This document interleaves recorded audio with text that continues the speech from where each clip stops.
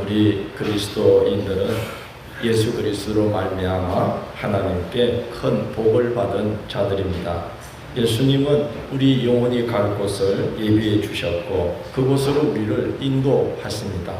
요한복음 5장 24절에서 말씀하시기를 내가 진실로 진실로 너에게 이르노니 내 말을 듣고 또 나 보내신 이를 믿는 자는 영생을 얻었고 심판에 이르지 아니하나니 사망에서 생명으로 옮겼느니라고 말씀했습니다.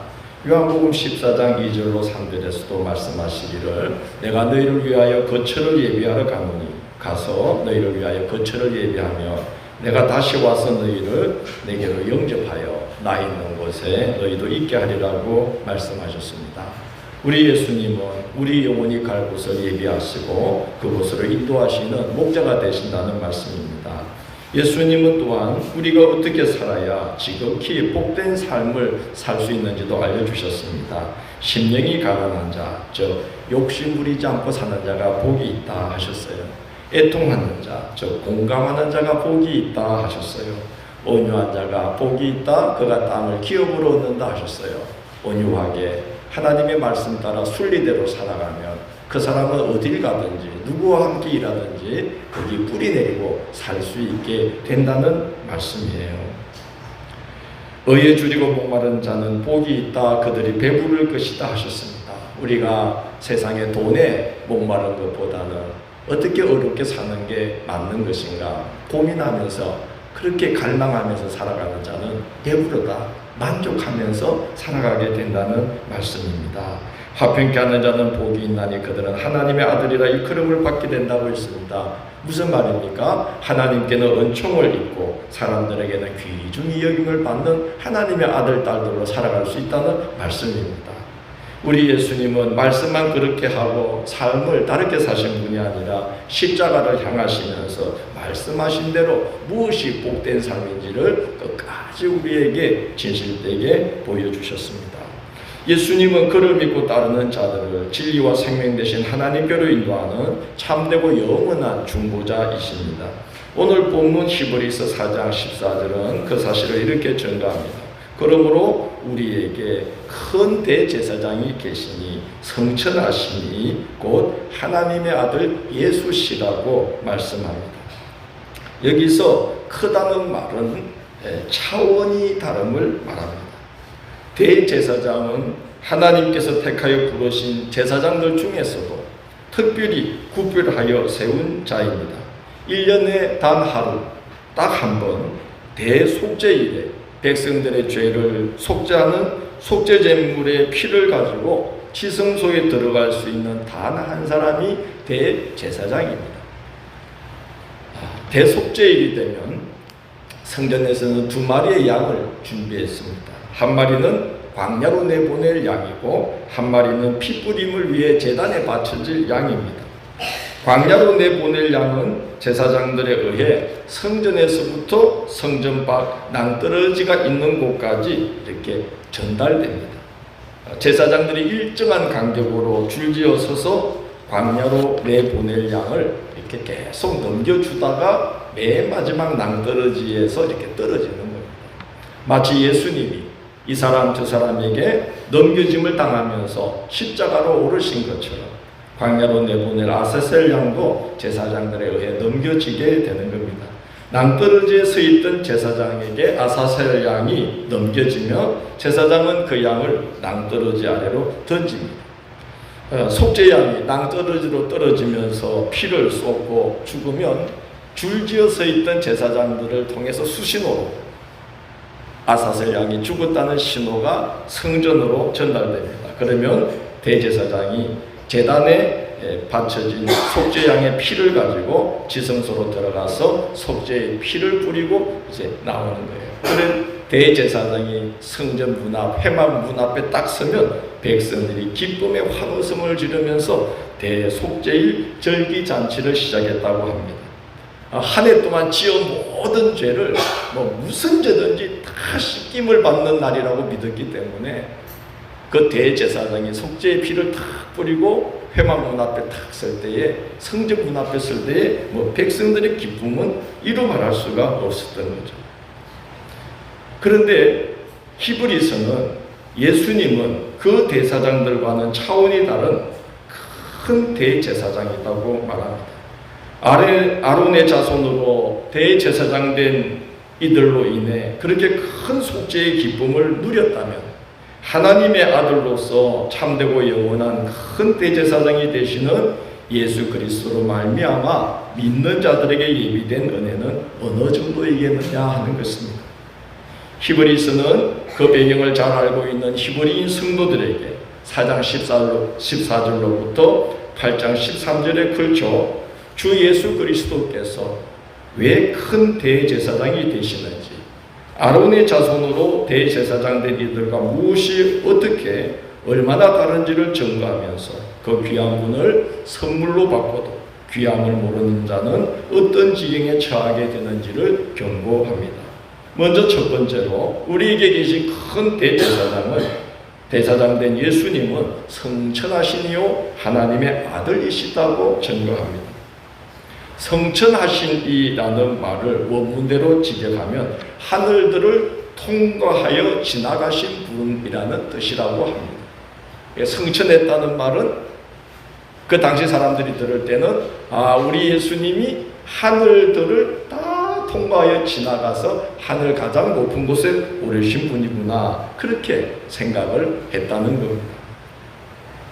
하늘이라고 하지 않고 하늘들이라고 복수 형태인 우라노스라는 단어를 사용한 것은 당시 사람들이 하늘을 3층 구조로 되어 있다고 생각했기 때문에 그들의 이해를 돕기 위해서 하늘들을 통과하여 지나가시니 곧 성천하신이라고 예수님을 히브리서가 소개를 하고 있다는 거죠. 고린도후서 12장 2절을 보면 바울 사도가 자신의 영적 체험을 간증하면서 내가 셋째 하늘로 이끌려 올라가서 사람의 말로는 감히 표현할 수 없는 말을 들었노라고 말하는 것을 보신 분들이 있을 겁니다. 내가 셋째 하늘까지 올라가서 사람의 말로는 감히 표현할 수 없는 말을 들었다.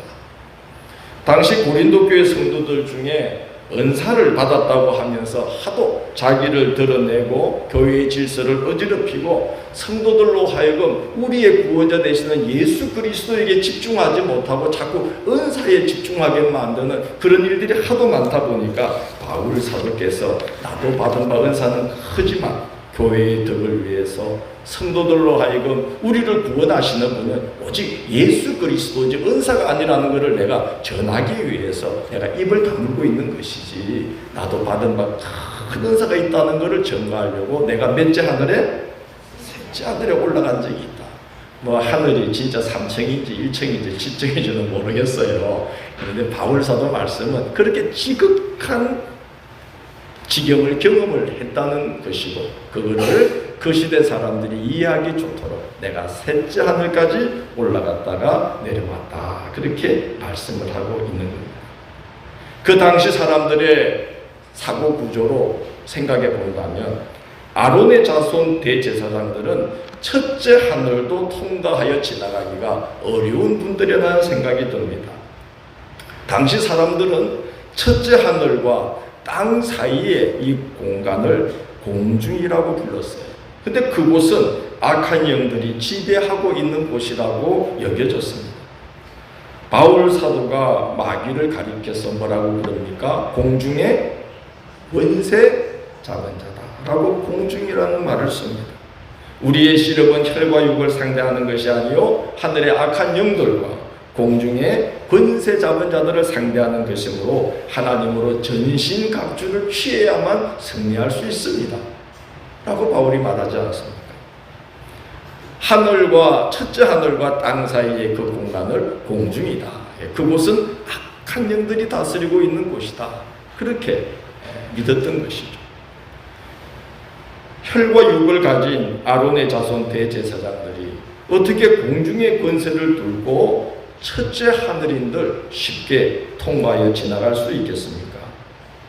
그런데 우리에게 계신 큰 대제사장 예수 그리스도는 공중의 권세 잡은 사탄 마귀들을 격파하시고 첫째 하늘이 아니라 어디까지요?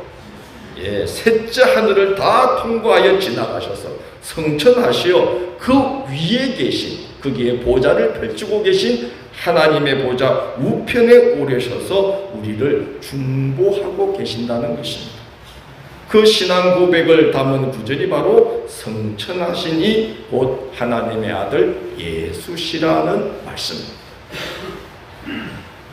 여러분, 우리 예수님이 그 당시 사람들의 사고 구조로 하자면은 셋째 하늘을 다 통과하여 지나가셔서 그 가장 높은 곳에 보좌를 펼치고 계신 하나님의 보좌 우편에서 우리를 위하여 중보하고 계신다. 믿어지시나요? 감사합니다. 저는 믿어지다가 안 믿어지다 그럽니다. 근데 성경이 말씀하니까 믿어야죠. 하나님은 그 하늘들, 악한 권세가 다스리는 공중을 다 통과하셔서 지나가셔서 가장 높은 곳에서 세상 만물을 홀로 주관하시는 하나님 보좌 우편에 앉아서 우리를 위하여 끊임없이 도움을 청하면서 중보하고 계신다 하고 성경이 우리에게 전하고 있습니다. 저는 성경이 전하기 때문에 믿습니다. 한 분도 본 적은 없습니다. 여러분 중에 보신 분 계시면 말씀해 주세요. 그러나 나는 믿습니다. 왜요? 성경이 그렇게 말하고 있습니다. 그리고 믿습니다. 왜냐하면 제가 목회를 하면서 또 제가 살아오면서 하나님 앞에 예수 그리스도 이름으로 기도할 때에 우리 주님이 나를 불쌍히 여기사 하나님 곁에서 나를 위해서 중보하고 계시는구나 하는 게 저는 느껴집니다. 도와주시는 걸 압니다. 그래서 하나님이, 예수님이 3층 하늘을 다 통과하여 지나가셔서 성천하시어 하나님의 보좌 곁에서 우리를 위하여 중보하시는 하나님의 아들이심을 저는 믿습니다. 예수께서 하나님의 보좌 우편에 오르사 우리를 위해 중보하심으로 인하여 첫 번째는 우리를 향한 사탄의 참소가 통하지 않게 되었다는 거예요. 즉 우리는 죄인임에도 불구하고 하나님이 우리를 죄인으로 여기지 아니하시고 의롭게 봐주신다는 거예요. 사탄의 참소가 통하지 않게 해주셔서 우리는 죄사함을 받고 죄인임에도 불구하고 하나님의 아들, 딸들로 인정을 받고 있다는 것입니다. 또한 그의 중보하심으로 인해 우리는 그 아들의 이름으로 큰 능력을 행할 수 있게 되었습니다. 이 두 가지가 중요합니다. 성천하시어 하늘에 오르시어 하나님의 보좌 우편에 계신 하나님의 아들 예수께서 우리의 큰 대제사장이 되심이 너무나 중요한 것은 첫째, 죄사함의 은혜를 입은 것이요, 둘째는 그 아들의 이름으로 우리가 큰 능력을 행할 수 있도록 주님이 중보해 주신다는 사실이에요. 빌립이 예수님께 주의 아버지를 우리에게 보여주옵소서 그리하면 족하겠나이다 하고 말하자 예수님이 이런 말씀을 하십니다. 나를 본 자는 아버지를 보았거늘 어찌하여 아버지를 보이라 하느냐. 내가 너에게 이르는 말은 스스로 하는 것이 아니라 아버지께서 내 안에 계셔서 그의 일을 하시는 것이라. 내가 진실로 너에게 이르노니 나를 믿는 자는 내가 하는 일을 그도 할 것이요 또한 그보다 큰 일도 하리니 이는 내가 아버지께로 갑니다. 그리고 이런 말씀을 하십니다. 너희가 내 이름으로 무엇을 구하든지 내가 행하리니. 누가 할 것이니? 내가 행하리니 이는 아버지로 하여금 아들로 말미암아 영광을 받으시게 하려 합니다. 내 이름으로 무엇이든지 내게 구하면 이제 내가 행할 것이다. 예수님이 제자들을 떠나시면서 내가 너희를 떠나 성천하면 이런 일이 일어날 것인데 내가 하는 일을 너희들도 하게 될 것이다. 또 그보다 큰 일도 하게 될 것이다. 왜? 그 일을 누가 하리니? 내가 행하리. 하나님의 보좌 곁에서 내가 하는 일도 하고 내가 하는 것보다 더 큰 일도 하도록 내가 하나님의 보좌 곁에서 끊임없이 중보할 것이다. 이렇게 엄청난 사실을 말씀하는데도 왜 감동들이 없으신지. 한 주간 고생 많으셨죠? 다시 말씀드릴게요.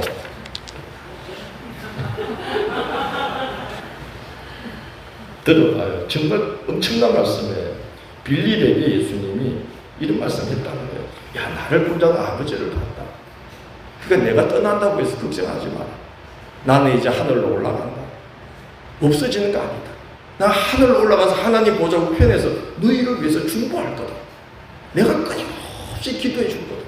그래서 너희들이 내가 하고 했던 일들을 너희도 할 것이고 내가 한 것보다 더 큰 일도 하게 될 것이니 이는 내가 아버지께로 갑니다. 너희가 내 이름으로 무엇을 구하든지 내가 행할 것이니 이는 아버지로 하여금 아들로 말미암아 영광을 받게 하려고 하기 때문이다. 또 제가 불쌍해서 아멘 해주시네요. 감사해요. 이 정말 중요한 말씀이에요. 저는 하나님의 보좌 우편에 예수님이 우리를 위해서 중보하고 계신 걸 본 적은 없어요. 그런데 예수님이 그렇게 말씀했어요. 내가 너희를 떠난다고 걱정하지 마라. 없어지고 사라지는 게 아니라 하나님의 보좌 우편에 올라가서 너희를 위해 중보할 거다. 내가 행할 거다. 그래서 너희가 내가 한 일을 할 것이고 내가 한 일보다 더 큰 일도 하도록 내가 행할 거다. 내가 무엇이든지 주의 이름으로 너희가 내게 구하면 내가 아버지 곁에서 중보하여 너희가 감당하도록 해줄 것이다. 그렇게 약속한 거예요.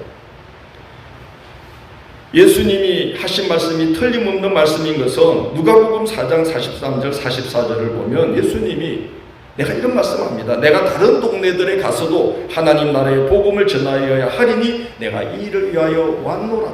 내가 이 마을 저 마을 다니면서 나는 복음을 전해야 된다. 하나님 나라를 선포해야 된다. 이 일을 위해서 내가 왔다 그랬는데 예수님 말씀은 너희도 그 일을 하게 될 것이요 그랬잖아요. 이 약속의 말씀처럼 우리도 복음을 전하고 있습니다. 말씀하시기를 또한 그보다 큰 일도 행할 것이라고 했습니다.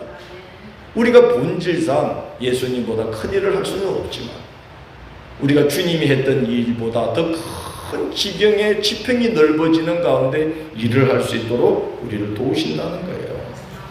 예수님은 아주 가까이에 있는 두로와 시돈 외에는 이스라엘 지경 밖으로 나가보신 적이 없습니다. 그런데 우리는 국경의 장벽, 인종의 장벽, 종교의 장벽을 넘어서 전도하고 있습니다. 생각해 보십시오. 예수님이 몽골을 가보셨을까요? 예수님이 태국을 가보셨을까요? 예수님은 이스라엘 바로 코앞에 있는 두로와 시돈까지 가서 복음을 전했는데 예수님이 너희는 내가 한 일을 할 것이요 그보다 큰 일도 행하리니 이는 내가 행할 것이라 약속하신 말씀처럼 우리는 몽골도 가고 태국도 가고 세계 방방곡곡 은혜의 장벽, 인종의 장벽, 종교의 장벽, 사상의 장벽, 국가의 장벽을 우리는 넘어다니면서 이 동네 저 동네 이 나라 저 나라 다니면서 하나님 나라의 일들을 감당하고 있습니다. 우리를 위하여 우리 주님이 성천하시어 하나님의 보좌 곁에서 우리를 위하여 그 일들을 하도록 중보하고 계신다는 것이 분명한 사실이라는 믿음이 옵니다. 예루살렘과 온 유대와 사마리아와 땅 끝까지 이르러 내 증인이 될 것이다. 이 일을 하도록 주님이 우리를 위하여 중보하고 계신다는 것입니다. 성천하시어 하나님의 보좌 우편에 오르신 하나님의 아들 예수께서 큰 대제사장이 되신다는 말씀이 바로 그런 말씀입니다. 두 번째, 우리에게 있는 큰 대제사장은 참 사람이시며 참 하나님이시다고 증거하고 있습니다. 오늘 말씀에 모든 일에 우리와 똑같이 시험을 받으신 이로되 죄는 없으시니라고 말씀하고 있습니다. 이 한 절 말씀에 예수 그리스도 안에 담겨 있는 하나님의 구원의 비밀과 신비가 잘 농축되어 있습니다.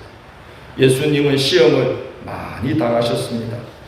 사역을 준비하러 광야로 가실 때로부터 십자가에서 다 이루었다 하고 최후 승리의 선언을 하실 때까지 사탄은 끊임없이 예수님을 시험했어요.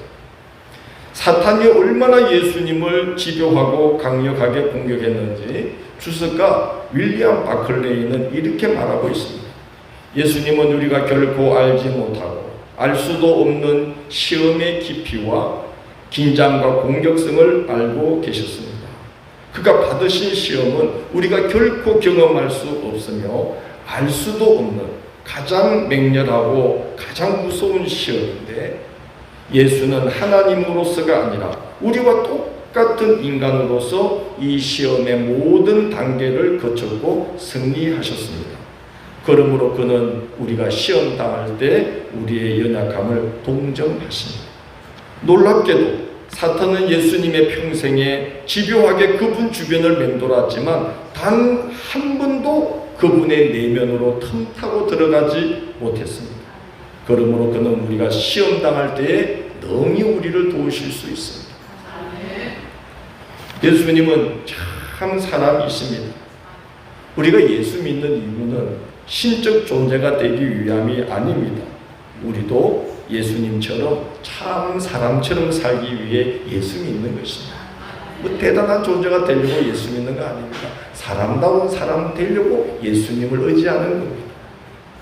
또한 예수님은 참 하나님이십니다. 우리가 예수를 믿는 것은 그의 능력을 힘입어서 참 사람으로 사는 길을 끝까지 걸어갈 수 있기 위해서 참 하나님 대신 예수님을 붙드는 것입니다. 예수님은 참 사람으로서 그 무서운 시험을 다 이겨내셨기 때문에 우리가 시험 당할 때에 우리를 비방하거나 정죄하지 아니하시고 불쌍히 여겨주십니다. 참 사람으로서 몸소 겪으셔서 우리의 연약함을 아십니다. 그러나 단 한 번도 예수님은 자신의 내면을 사탄에게 내어준 적이 없습니다. 참 하나님이십니다. 그래서 시험 당할 때 우리를 시험에서 건져내실 수도 있는 것입니다. 그래서 우리는 시험 당할 때 예수님을 의지해야 됩니다. 그러면 우리를 동정하시는 참 인간이신 예수께서 우리를 위로하십니다. 또 우리는 시험 당할 때에 참 하나님 되신 예수님을 의지해야 됩니다. 한 번도 시험 당함을 허락하지 아니하신 예수께서 시험 당할 때 우리를 시험에서 건져낼 수도 있기 때문인 것입니다. 그러니까 시험 당할 때 여러분 절대로 혼자 고민하지 마시기 바랍니다. 사람을 의지하지 마시기를 바랍니다. 궁리해서 어떻게 하면 될까 하지 마시고 우리의 구주 되시는 참 사람이시며 참 하나님으로서 모든 시험을 통과해내신 이 예수 그리스도를 의지하고 그분의 이름으로 기도하시기를 부탁드립니다. 예수님이 도와주십니다. 세 번째는 우리에게 있는 큰 대제사장 예수 그리스도는 그에게 나아가는 자에게 긍휼을 베푸시고 때를 따라 돕는 은혜를 베푸신다고 증거합니다. 여러분, 긍휼하심을 뜻하는 이 헤세드라는 말은 불쌍히 여겨서 자비를 베푸신다는 뜻이에요. 자, 함께 한번 해볼까요? 헤세드. 이게 긍휼이라는 뜻이에요. 불쌍히 여겨서 자비를 베푼다는 거예요. 이 헤세드, 하나님의 긍휼을 가장 잘 보여주는 것은 예수님의 비유에 나오는 탕자와 아버지입니다. 여러분, 세상에 못된 자식이 아버지 살아있을 때에 뭐 내놓으라 하는 자식이에요? 유산 내놓으라. 못된 자식. 여러분, 탕자는 이게 못돼도 보태 못된 놈이 아니에요. 살아있는 아버지에게 내 몫을 내놓으라 하는 것은 고대 사회에 있을 수가 없는 일이고 지금도 그럴 수가 없지요. 아주 못된 놈이에요. 근데 내주는 겁니다. 그 다 탕진하고 돌아왔습니다. 이건 심판받고 정죄받아야 할 일입니다. 그런데 아버지는 놀랍게 대해줍니다. 이 탕자의 발에 뭘 신겨주죠? 신을 신겨줘요. 아들의 신분을 회복시켜주는 거예요. 이 탕자의 손가락에 뭘 끼워줍니까? 가락지를 끼워줍니다. 아버지와 같이 주권을 행사할 수 있는, 집안의 일을 처리할 수 있는 그런 지위를 주었어요. 잔치를 성대하게 베풀어서 진심으로 이 아들이 용서받았음을 만천하에 공포합니다. 정죄하거나 심판하거나 저주한 것이 아니라 분에 넘치는 은혜, 긍휼히 여기는 헤세드의 은혜를 베풀어 준 겁니다. 우리가 예수 그리스도를 믿고 의지하며 그의 이름으로 회개하고 하나님께로 돌이키면 하나님 품으로 돌아오는 자에게 하나님은 그렇게 놀라운 자비, 헤세드의 은혜를 베풀어 주신다는 거예요. 그 품으로 돌아오지 않는 자는 참 안타까운 자예요. 돌아오면 묻지도 따지지도 아니하시고 신발 신겨주시고 가락지 끼워주시고 잔치를 베풀어서 환대해 주시고 이런 큰 은혜, 말도 안 되는 은혜를 베풀어 주시는 이 귀한 은혜가 우리 예수 그리스도를 통하여 우리에게 준비되어 있다는 것입니다. 그 은혜의 세계로 늘 들어갈 수 있기를 축원합니다. 또한 예수께로 담대히 나아가는 자에게는 때를 따라 돕는 은혜를 베푸신다고 말씀합니다. 전도서 3장 1절은 이렇게 말합니다. 범사에 기한이 있고 천하만사가 다 뭐가 있나니? 때가 있나니 그랬어요. 어떤 분이 목욕탕을 갔어요. 벽에 성경 말씀이 걸려 있더래요. 믿는 사람인지 모든 사람에게는 다 때가 있다. 아까 그런 구절에서 눈을 반짝 뜨고 들어야지.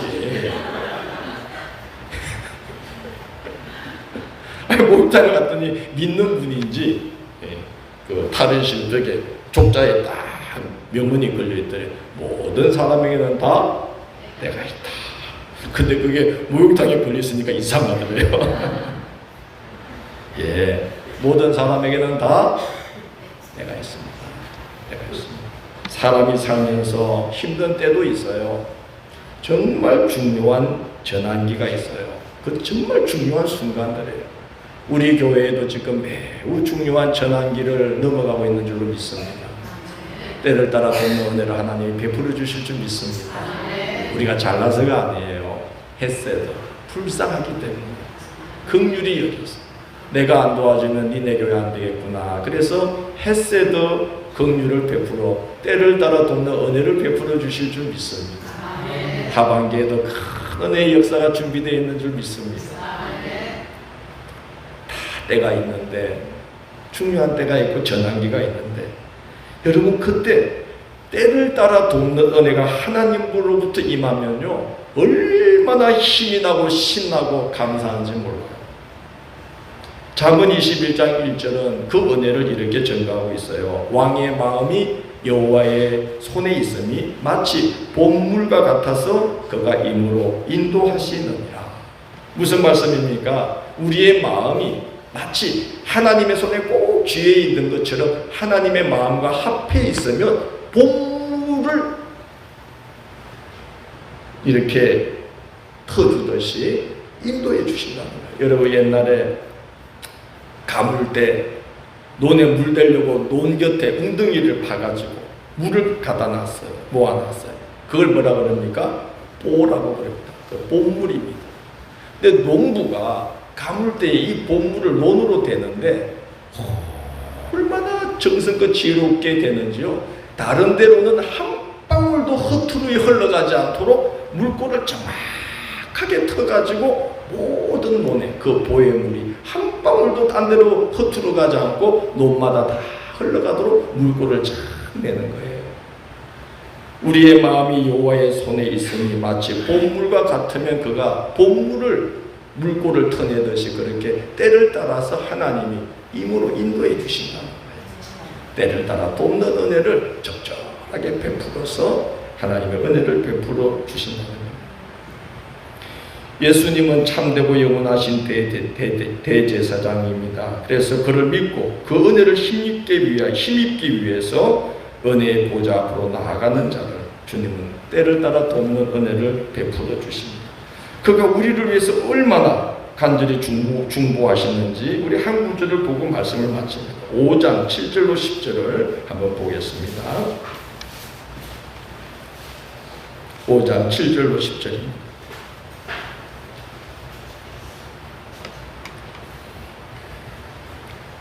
봉독합니다. 그는 육체에 계실 때에 자기를 죽음에서 능히 구원하실 이에게 심한 통곡과 눈물로 간구와 소원을 올렸고 그의 경건하심으로 말미암아 들으심을 얻었느니라. 그가 아들이시면서도 받으신 고난으로 순종함을 배워서 온전하게 되셨은즉 자기에게 순종하는 모든 자에게 영원한 구원의 근원이 되시고 하나님께 멜기세덱의 반차를 따르는 대제사장이라 칭하심을 받으셨느니라. 예수님이 이제 우리를 구원하시려고 십자가 지실 때에 그걸 감당하게 해달라고 우리를 구원하려고 뭘 하시냐면 심한 통곡과 눈물로 간구와 소원을 올려드렸다는 거예요. 그래서 자기에게 순종하는 자에게 영원한 구원의 근원이 되시는 대제사장이 되어주셨다는 겁니다. 하물며 육체에 계실 때 그를 하셨다면 지금 하나님의 보좌 우편에서 우리를 위한 참되고 영원하신 대제사장으로 우리를 중보하실 때에 얼마나 간절히 우리를 위하여 눈물과 강구로 우리를 하나님께 중보하시겠느냐 하는 것입니다. 믿어지시지 않더라도 믿으시기 바랍니다. 성경이 약속하는 거니까. 성경이 약속하는 거니까. 이번에 제가 태국에 치앙생 가서 라오족 목회자분들 세미나를 진행하고서 이제 각자 소감을 나누는데 심금을 울리는 감정이 있었어요. 지금 기억에 그분이 째다 목사님 같아요. 그분들의 이름이 다 이상해요. 째다, 보다, 쪼다 뭐 이래요. 째다예요. 이분은 째다로 기억했는데 째다 목사님이 이제 할 말이 있다고 일어서서 이제 그 목회자 세미나가 있다는 소식을 듣고 기도를 해왔는데 이제 제가 고혈압으로 건강이 굉장히 악화가 되어서 세미나를 못하게 될 줄은 모른다는 소식을 이성엽 선교사님한테 전해 듣고는 그날부터 매일 기도를 올려드렸다는 거예요. 꼭 오시게 해주셔서 귀한 말씀 듣게 해주십시오. 그렇게 간곡하게 매일같이 기도를 드렸다는 거예요. 그래서 제가 그 어질어질한 중에 어떻게 그 길 갔다 오게 됐는지를 이해하게 되었어요. 한국에서는 우리 성도님들이 불철주야 새벽마다 기도를 하시죠. 또 그 바다 먼 곳에서도 저를 위해서 건강을 회복해서 오게 해달라고 불철주야 목사님들이 중보하면서 기도를 하고 계실 때 우리 예수께서 그 기도를 들으시고 얼마나 하나님 아버지께 그들을 대신해서 중보하시면서 이 일을 꼭 이루어 주십시오 하고 우리 주님이 큰 대제사장으로 중보하고 계셨을까 하는 믿음이 왔습니다. 진실된 것은 하늘에 통합니다. 할렐루야. 진실된 기도는 큰 대제사장이신 예수님의 마음을 움직입니다. 그래서 그분이 그 기도를 우리의 기도를 하나님이 다 받으시고 예수님이 그 기도를 하나님께 중보하면서 꼭 성사시켜 주십시오. 그러셨던 것 같아요.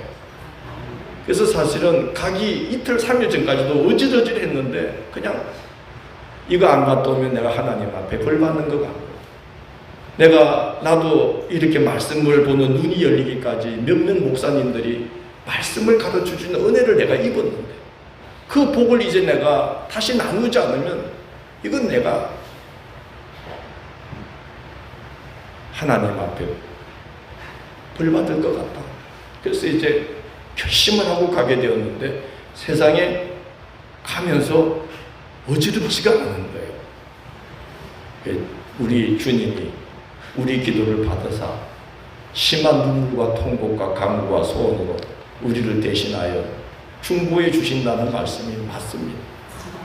여러분 살아가시면서 많은 힘든 일이 있지만 오늘 말씀하고 있습니다. 우리에게는 큰 누가 계시니? 대제사장이 계시니 중보자가 계시니 참되고 영원하신 큰 대제사장이 계시니 그는 성천하셔서 악한 사단들이 울거리는 첫째 하늘과 땅 사이 공중을 다 통과하여 지나시고 셋째 하늘까지 올라가셔서 가장 높은 곳에 보좌를 펼치신 하나님 보좌 우편에 오르사 우리를 위하여 심한 눈물과 강으로 지금도 끊임없이 준비하고 계신 큰 대제사장 예수님이 계신다 라고 증거하고 있습니다. 안 믿어지시더라도 성경이 말씀하니까 믿읍시다. 그리고 의지합시다. 이 예수님을 의지하라. 예수의 이름으로 기도하면 진실되고 간절한 기도는 하늘에 통하게 되어 있습니다. 주님을 의지하고 승리하시는 그런 하루하루의 신앙의 이전 되시기를 주의 이름으로 축원합니다.